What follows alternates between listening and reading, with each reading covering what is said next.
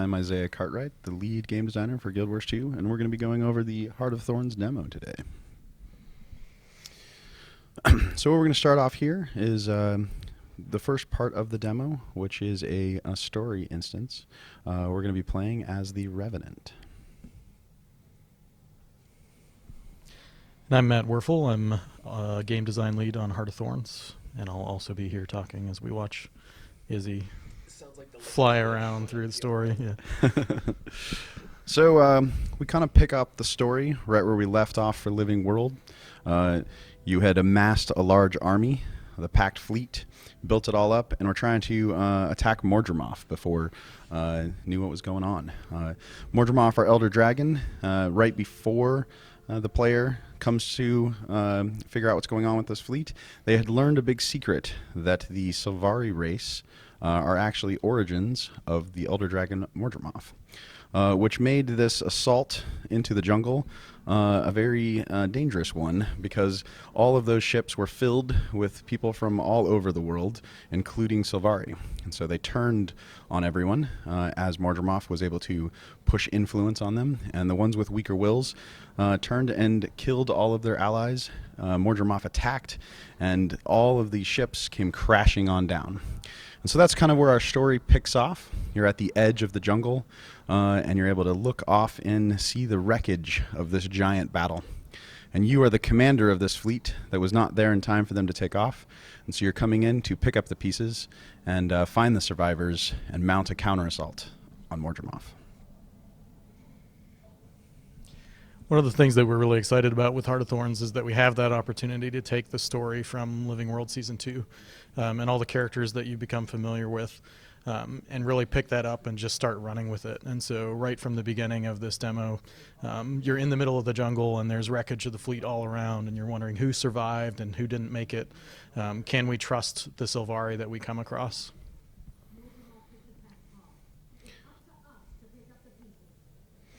So as you begin this story instance, like I was saying, you're in one of our new maps. This is a small part of one of our new maps, and you can see all the wreckage from all of the packed fleet destroyed, and you're here to kind of pick up the pieces.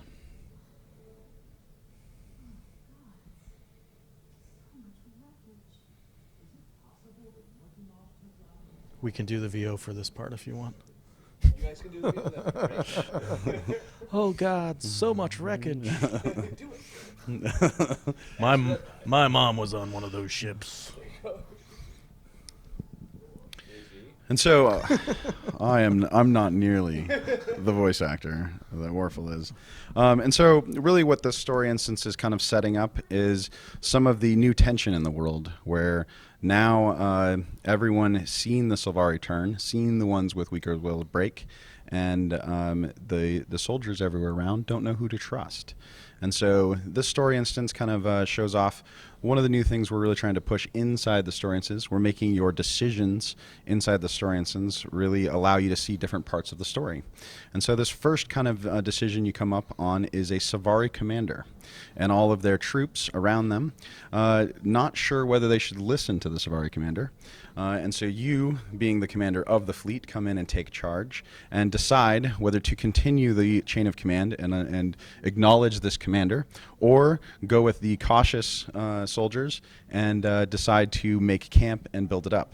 For this demo, we're only showing one of these choices today, which is to listen to the commander here, who is really worried about some soldiers who had been captured and dragged away, and we are going to try to rescue them. Yeah, one of the tensions that we really want to explore in Heart of Thorns is what happens when you have an entire group of people, and some of them have become untrustworthy or have fallen under the sway of the dragon, and others remain loyal or are on the good side. And so a lot of the story, particularly in this demo, but also throughout Heart of Thorns, is about learning who you can trust and learning who you can't trust, and realizing that you, the player, and your small group of allies have to push forward, and you're really going to have to be the ones that take the fight to Mordremoth. Is the pushing of like racial tension with the whole the fact that it's the Sylvari that are under that potential control of Mordremoth. Is that something you guys actually want to explore? Because now people are like, F the Safari. Like there are guilds already that's like plant eaters or something like that people are ready to destroy the Safari. Yeah, the tension of whether Savari are good or bad, or how the will of them kind of translates with Mordremoth is definitely a very key point to the story, and how that unfolds, and how, as a Savari, interact with that. And it can play really differently as you play as a Savari or as a non-Savari, because you can see that persecution and hatred firsthand. And here I thought the Asura would be getting that first. Everyone loves the Asura. Not this guy. You can't see my bit. He doesn't like the Asura. So we're kind of coming down here. We are playing the new profession in the game, which is the Revenant. The Revenant really pulls from the powers of Mist and is able to channel legends of the past. The first legend that I'm on right here is King Jalis, the Dwarf King. And his abilities are really focused around defense and being in close to combat, and can really allow you to stay alive and support your allies as you move forward. The second legend that we have is Malik. Oh, move away. The second legend is Malix. Malix is a demon, and you're able to channel his powers of corruption as you go through the world. You can channel him very directly and allow you to just spread all of your conditions around, which can really set up a lot of interesting combos. Some of the fun of the Revenant is to manage your energy, which allows you to use all of your skills, and whenever you swap, you're able to recharge your energy. Some of the skills for the Revenant will reduce energy, like this is a Vengeful Hammers, and they will reduce the amount of energy that you gain over time. And so really energy management and how you swap between legends and combo between them is a really big part of how you play the Revenant, and can really lead to a lot of really powerful combos. One of the really cool things about the Revenant is that when you swap those legends, your heals and utility skills and elites, they're all on separate cooldowns, which means you can have back-to-back heals. You can pop back-to-back elites. They're very quick cooldowns, too. Like, yeah. They're short because it's all energy-based, right? Yep, they're all energy-based. And so if you've been building up a bunch of energy, you can use a ton of skills, swap over to your other legend, you get some of that energy back, and start using those skills again. And when we were designing the Revenant, that's one of the things that we talked about was, man, this sounds crazy. This sounds overpowered. That sounds like a great place to start. Let's see if we can make it work. How's actually, I guess, the testing been going then, especially after you had the press out a week or two ago? Did you notice anything? Did you get any feedback about overpowered skills or anything like that? Mostly we got a lot of feedback that people were enjoying it, and overpowered then. Yeah. That it's entirely possible that we have to go through, and I mean, possible isn't even the right word. We're definitely going to go through and look at all of these situations, and particularly things like when lots of players gather together and they all use the number 7 skill, which creates a road that gives your allies stability. That's really awesome. It's also really powerful when lots of people use it together, and so we have to play around with a lot of that stuff, but we've been really happy with where it is, and that's why it's in the demo. Yeah, another fun thing that for us, and why we really like to put a lot of importance on betas and things like that, is MMOs really interact. All of your systems, your design, your foundation, all the things that we've been working on. It's always really interesting from our side to see how they interact with large amounts of players, because that's really what it's all about for an MMO. And so a lot of the balance and things like that, we really wait till we get a lot of players in there, a lot of different play styles from PvE, PvP, World v World, and really see how all those come together for the profession, because we don't ever want to balance off one style of play in one area. And here what we have is one of our new mechanics that's in the game. It's called the Defiance Bar. We've reworked how it interacts, and it really gives us new tools to make some interesting creatures. And so this particular creature has small moments of opportunity where you can break that Defiant Bar and it stuns him for a short period of time, like so. And that allows you to get in and do some extra damage, interrupt his abilities, do some stuff like that. And it really, as designers, we can set up really interesting encounters and find many moments in different ways to use this ability, as we can tailor the way it interacts with each creature. If you're familiar with Defiance from the base game, you probably know it as that little stack of buffs that when you remove all of them, somebody who doesn't know what's going on puts a blind on and ruins all your hard work. And so the new version of Defiance, which will be replacing Defiance everywhere in the game, is this bar that you see underneath the health bar. And this one in particular has moments of weakness. So it's armored right now. That means you can't do anything to it. But when it turns blue, he's using a skill that you can interrupt. You see that also with the Wyvern, which we probably won't get to with this interview, but the Wyvern has, he starts to take off, and everybody has to use their interrupts to make sure he doesn't take off, otherwise there's like fire going all over. Can you give us any examples of some of the changes you might be making to the older world bosses, or is that something you haven't really gone back to touch yet? We'll definitely have to go back and touch the balance on all those things, but the general case use for the Defiance bar will be, hey, every champ that has stacks of Defiance now has that bar, and depleting that bar is always going to be a good thing, which means you'll get a stun or you'll get a period of bonus damage against the boss. It's possible that the boss will later react to his bar being broken, and he might enrage or gain a bunch of stacks of might. But that initial portion, if you coordinate together and you break the bar on these guys, it's something that's positive, and we want to encourage people to be spiking together and using CCs together in coordination. You know, I know we had a lot of like Guild Wars 2 players at the press event out at your guys' studio and everything, but I think nobody knew, you didn't say, hey, we've got this new Defiance mechanic in there. You just threw us out into the world. I didn't really know what was going on in this mission when I played it, but by the time we all got to the Wyvern, I think everybody started to figure it out. It was really cool to finally see people notice that was a thing you wanted to use, and thanks, I guess, for changing it, because now it looks like it's actually going to work.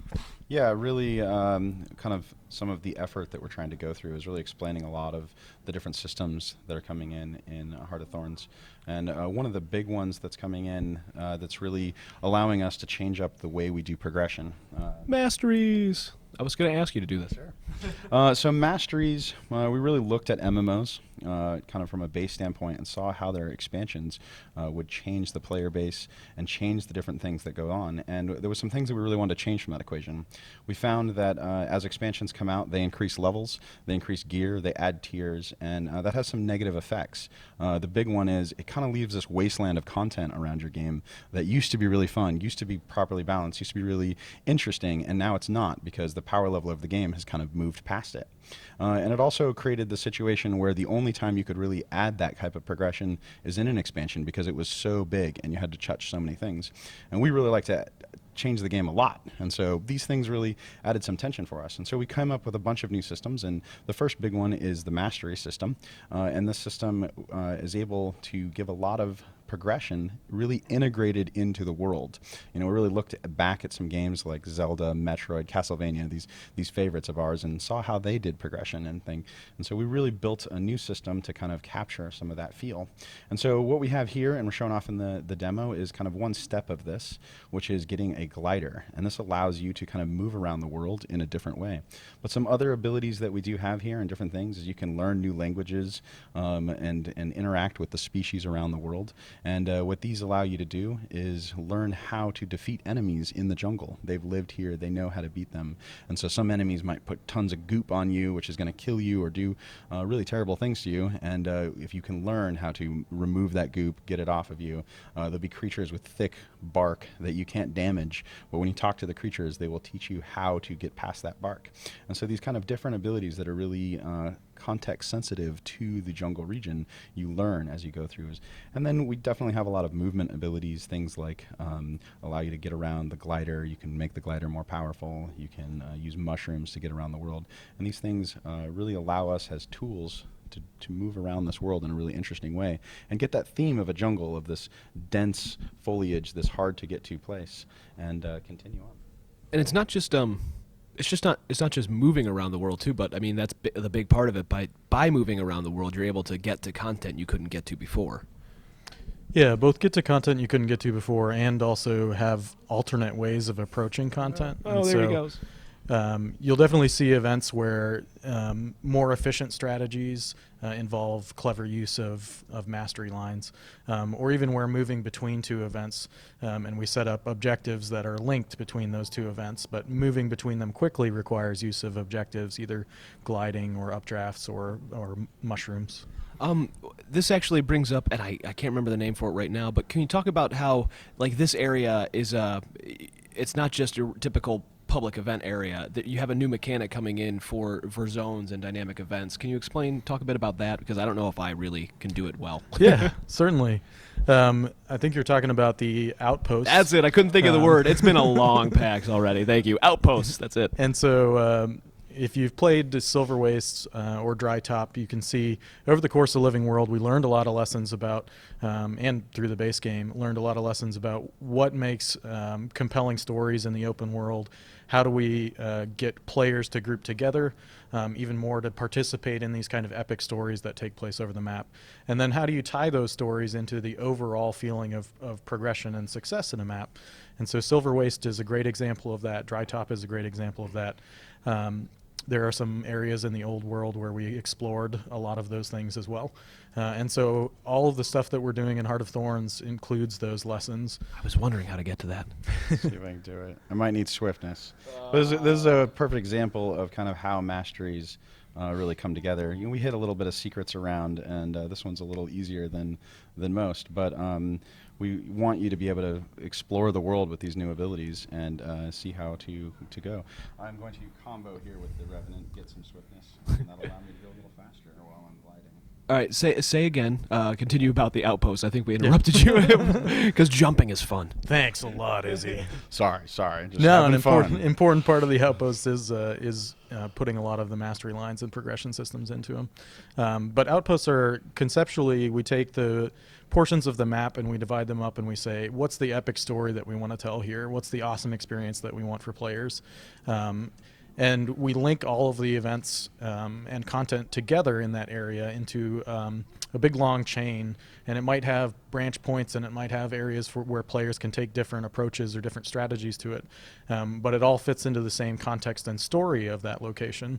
And then when you work at the outpost and you complete it or you get it to its optimal state, it has impact on the overall map kind of metagame that's going on. And so in this map, there will be a day and night cycle. And during the day, you're building up kind of your defenses and you're taking locations and you're securing them. And then at night, Mordramoth counterattacks and tries to take over all of the places that you've got. So the more work that you do at each of the outposts and the further that you kind of build them up, the more opportunities you have at night to fight against big creatures that Mordramoth sends against you. Very similar to some of the things that you see in Silver Waste and Dry Top, but consolidated together into a system that actually communicates that state to the players and says, look, this is a place where there's going to be content. So play here, help build things up, help experience the story here, and then get ready for what's coming. It's very excellent. So this is just a small segment of what the Magumo Waste will hold. How big will the Magumo Waste actually be when all's said and done? Comparatively, I guess. And I know that they're very vertical. There's a lot of vertical space too. We really haven't gone through and kind of announced all the different parts of the Maguma jungle. Some of this is we're really trying to tie story and the open world really close together, and so we don't want to give spoilers about how a lot of that interacts. And you can kind of see even in this little demo that we did, we really tried to get that across. When you're playing in the story, you save these reavers, and when you save them, they come into this little perch. That's where you start. And from the top of this perch, they are down here sniping and shooting all kinds of bad guys. And that really helps you do these events. And so we're really trying to get a really tight integration between our story instances and our open world content. And so for this reason, we haven't gone too much into the detail about all over the jungle region because we really don't want to ruin the story for a lot of players. Okay, we're kind of running short on time, so I guess we want to get to the point where we ask some generic canned questions for you guys to be nice and easy about it. Favorite thing so far in the expansion? Why don't we start with you, Matt?